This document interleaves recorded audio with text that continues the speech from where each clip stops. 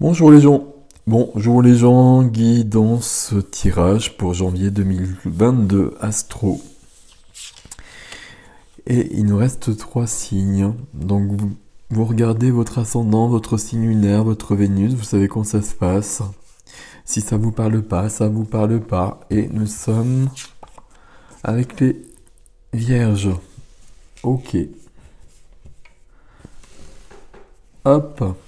Alors on y va. Le nom du tarot, le nom des tarots, parce qu'il y a une extension à cette vidéo, est indiqué sur un post, sur un post dans la page communauté, dans l'onglet communauté de la page YouTube. Vierge, janvier 2022. Vierge, janvier 2022. Et c'est parti. Alors, waouh. Le magicien en dos de deck. Le magicien, c'est celui qui a tous les outils, c'est celui qui peut tout faire, c'est celui qui va passer à l'action, c'est celui qui commence le chemin, c'est celui qui se rend compte des choses, qui prend conscience de la situation aussi parfois. On va voir comment ça se manifeste ou pas. Waouh. À chaque fois que je prends mes cartes, je fais ça. Il faut que j'arrête. Ah, pourquoi vous avez mis cette carte-là? C'est pas une bonne idée.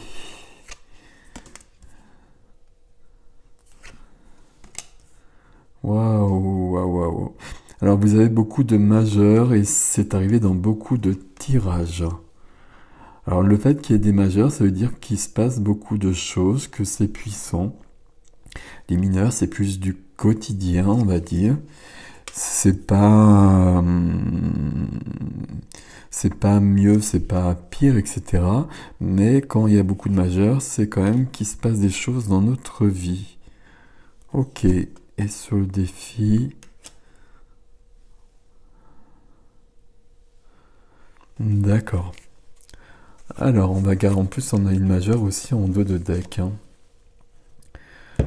que je vais laisser là pour l'instant. Alors si on regarde ici, j'ai dit il y a 3 majeurs, enfin qui se suivent surtout, et donc il y en a 3 en fait, donc il n'y en a pas tant que ça, mais c'est parce que je l'ai tiré au fur et à mesure. Ok, on a des deniers, des épées, des bâtons, et s'il y a des coupes ici, je pensais qu'il n'y avait pas de coupe, c'est parti.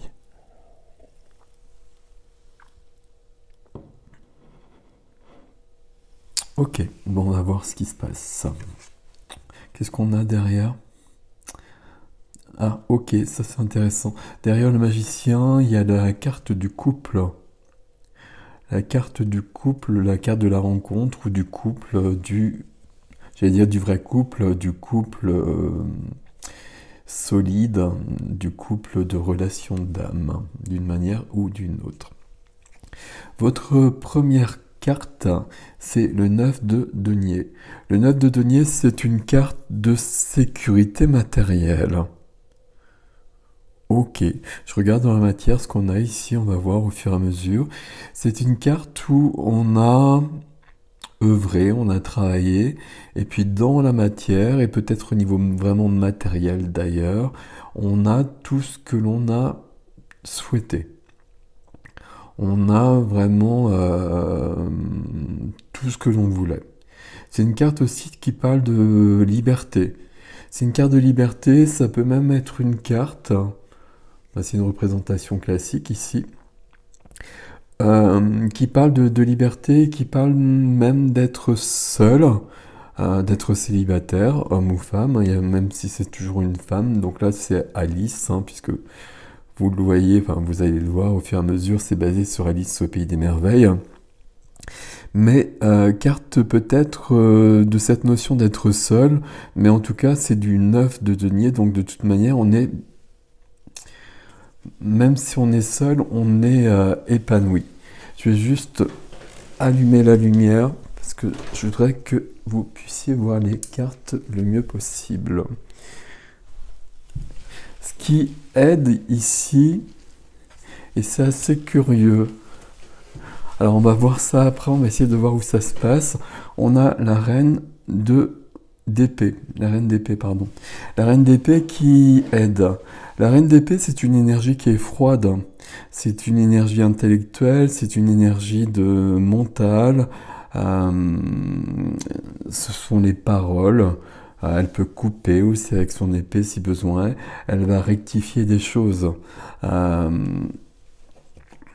c'est comme si pour être, alors sans tout casser de préférence, comme si pour être dans cette énergie qui est plutôt sympathique, hein, pour être dans cette énergie plutôt sympathique, il fallait s'affirmer et peut-être recadrer, c'est le verbe que j'emploie toujours pour le couple d'épée, qu'il fallait recadrer des choses peut-être avec d'autres personnes ou peut-être des situations. On va le voir. Ce qui est freiné, l'énergie qui est bloquée, c'est l'énergie du chariot qui est représentée d'une manière surprenante ici, mais peu importe. Le chariot, c'est la conquête. Le chariot, c'est le mouvement. D'ailleurs, ça peut vraiment être un mouvement. Ça peut parler de voyage, ça peut parler de déménagement. Euh, le chariot, c'est l'expansion, c'est la bonne direction. On fonce dans la bonne direction. Dans un premier temps, ça peut être un peu laborieux. Il faut que ce soit bien équilibré en nous.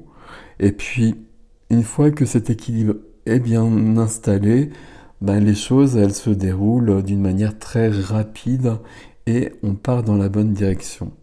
Ici, cette carte-là, cette énergie-là, elle est freinée. Pourquoi elle est freinée, cette énergie?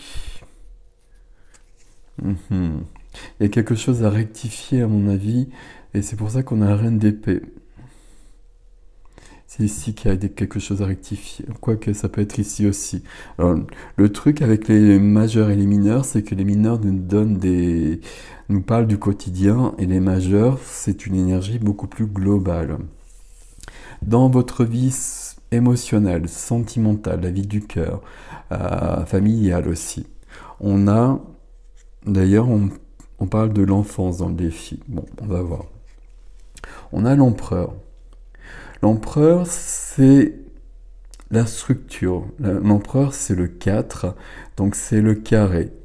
L'empereur, c'est la base, c'est le socle, c'est carré, ça peut être rigide, ça peut être têtu comme le carré, vous me comprenez. Ici, on a ça dans votre vie sentimentale, familiale. Quand on a l'empereur, généralement, c'est qu'il faut... Alors, soit on est justement dans son affirmation et tout est OK, ou soit il faut s'affirmer.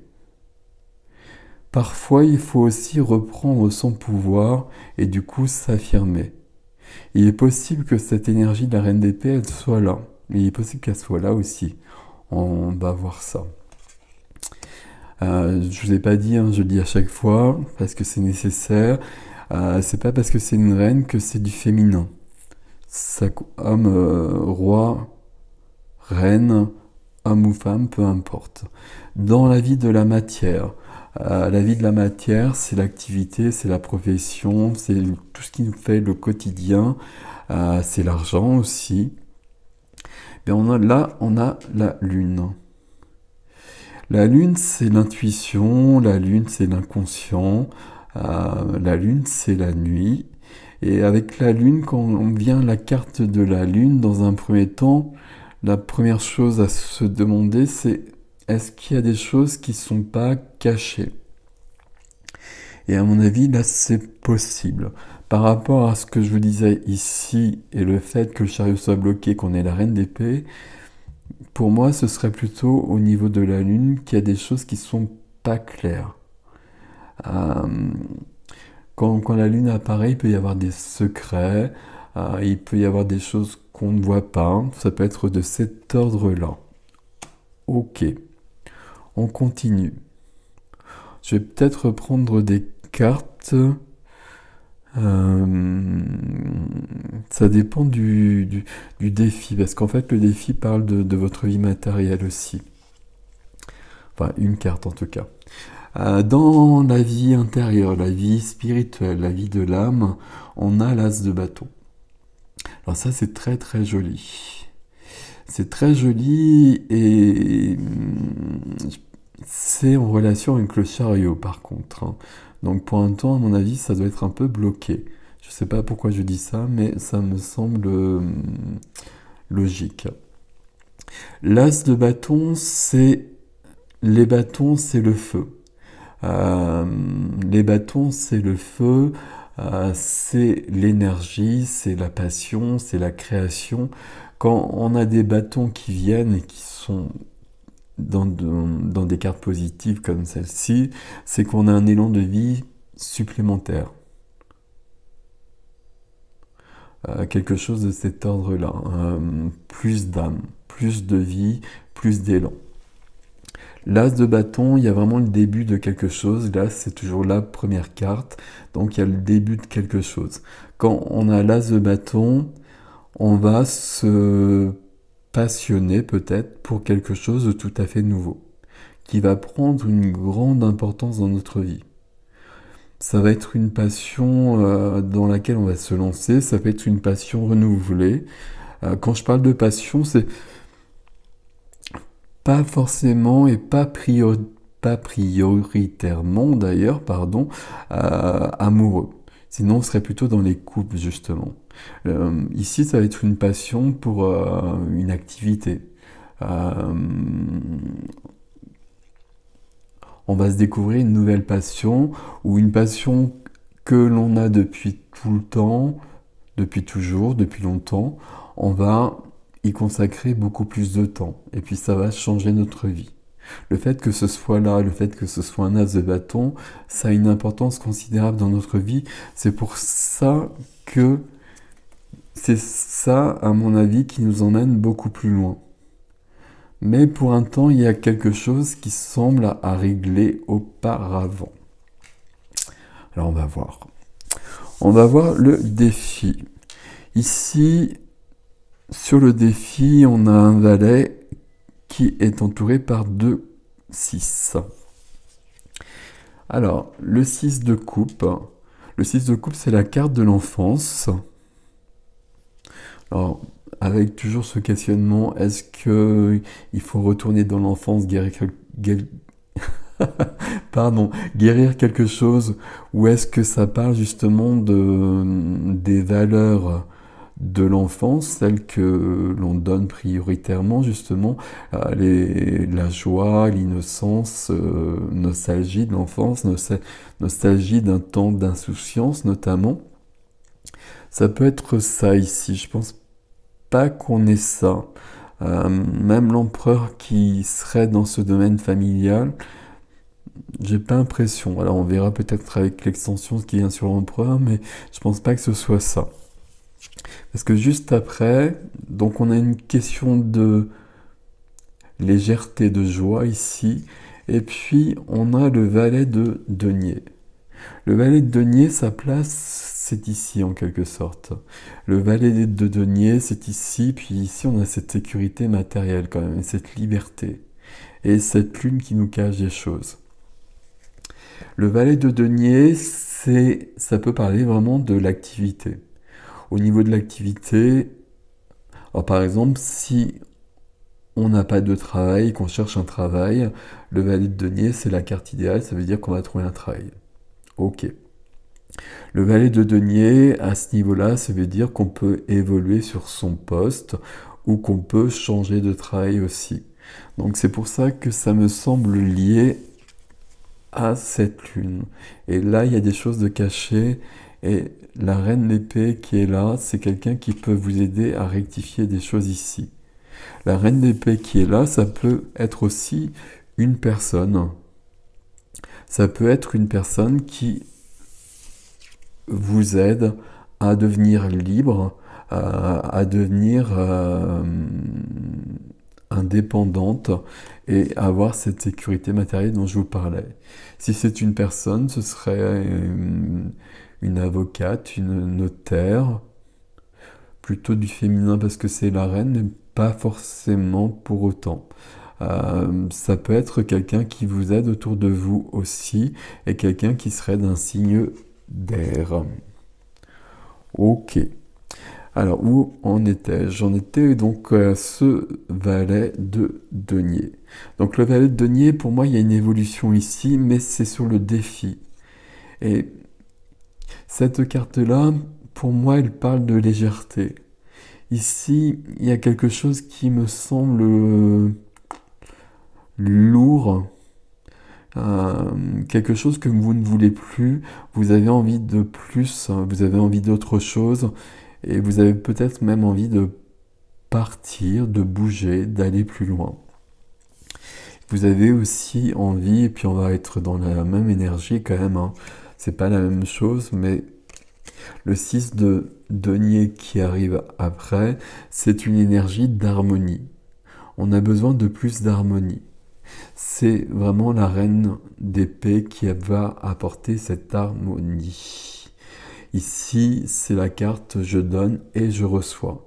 Et c'est équitable, et c'est juste, et c'est équanime. On l'oublie pas, hein, on l'oublie pas, on a le magicien qui est là. Le magicien, c'est lui qui va vous donner cet as de bâton.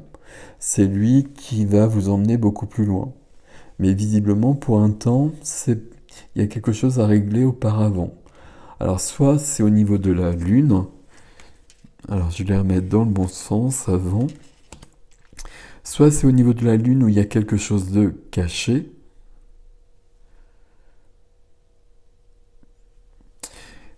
Mais derrière, on a vu quand même qu'il y avait le couple ici.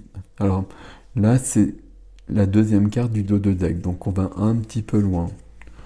Quoique, si on regarde derrière, on trouve le roi d'épée. Et si je continue, je trouve la justice. Donc peut-être qu'ici, il y a quelque chose sur un couple d'épée, euh, donc signe d'air, donc pour les vierges, hein. Et peut-être que sur ce couple, la justice doit intervenir pour régler des choses. Et là, on a la carte, je vous l'ai dit, hein, c'est une carte où on est plutôt célibataire. Donc peut-être que là, il y a quelque chose qui est à rectifier. Bon, je suis allé un peu loin. Pour moi, c'est plutôt là que ça se passe. Mais en tout cas, votre défi, c'est d'arriver à plus d'harmonie, on va garder ce terme-là, à plus d'harmonie dans votre vie, et puis à avancer à ce niveau-là. Et là, vous êtes prêt à avancer à ce niveau-là. Il y a le chariot qui est là, hein, ça pourrait pas être mieux que ça. Sauf que le chariot, il est bloqué. Donc il y a quand même quelque chose à régler avant. Et surtout, vous avez cet as de bâton, là, c'est plus que nickel. Ok. C'est plutôt un joli tirage ici, hein. C'est plutôt un joli tirage où il y a... Je vais prendre une carte sur la lune quand même, hein. Parce que pour moi, c'est vraiment à ce niveau-là que ça se passe. Ouais, ok. Sur la lune, on a le 7 de bâton. Alors j'ai mis de la lumière, mais ça sert à rien. On a le 7 de bâton sur la lune. Le 7 d'épée, pardon. 7 d'épée sur la lune, ben, c'est pas top, justement. Donc je vous disais que la lune vous cachait des choses. Le 7 de bâton, c'est la carte de la trahison. Je trahis quelqu'un ou j'ai été trahi. Et puis le 7 de bâton, vous voyez, il a piqué les épées de tout le monde. Et puis il est en train de se défiler en douce. Généralement, on part en pleine nuit, justement. Il y a vraiment quelque chose de cet ordre-là. Ici, dans la vie de la matière, dans l'activité, dans la profession, il y a quelque chose qui ne va pas et il y a quelque chose qui doit être rectifié. Mais vous avez la reine d'épée qui est en train de regarder ça de plus près, à mon avis déjà. Il est possible que vous passiez à autre chose, hein, parce que là, ça semble malgré tout, j'allais dire lourd, c'est pas le bon adjectif ici, mais ça semble perturbant alors que vous êtes dans des énergies plutôt sympathique. Mais votre défi, c'est justement de garder, d'être dans plus d'harmonie, de légèreté, et pour pouvoir vous adonner à une nouvelle passion qui pourra peut-être éventuellement devenir une nouvelle activité. Et ça peut vraiment fonctionner avec le chariot qui est là, hein. Alors s'il reste là, ça ne fonctionnera pas, mais il est dans votre tirage, et si vous le mettez, si vous l'utilisez, si vous le délivrez en quelque sorte, vous foncerez vers ce que vous souhaitez, vers la bonne direction. Mais là, il y a un truc dans votre vie professionnelle pour pas mal de vierges, à mon avis. C'est là que ça se passe. On va voir avec l'extension si vous me suivez. Sinon, le conseil que je peux vous donner ici, vous avez besoin d'harmonie, et puis vous avez besoin de vous écouter, d'écouter, de trouver cet as de bâton. L'as de bâton, c'est une passion. Il y a une passion quelque part, à mon avis, elle doit prendre place ici. Et quelque part, mais il faut vous lancer. C'est peut-être ça le conseil que je pourrais vous donner ici. Mais on a un tirage qui est plutôt plaisant, même si là, on l'a vu, il y a quelque chose qui ne va pas tout à fait, voire qui ne va pas vraiment. Ok. Donc, si vous souhaitez me retrouver sur l'extension, vous allez sur ericgestin.com. Sinon, merci de liker, de commenter, de partager, de vous abonner, etc., etc. Vous connaissez la phrase rituelle. Et puis, je vous souhaite un joli mois de janvier. À bientôt, amis vierges.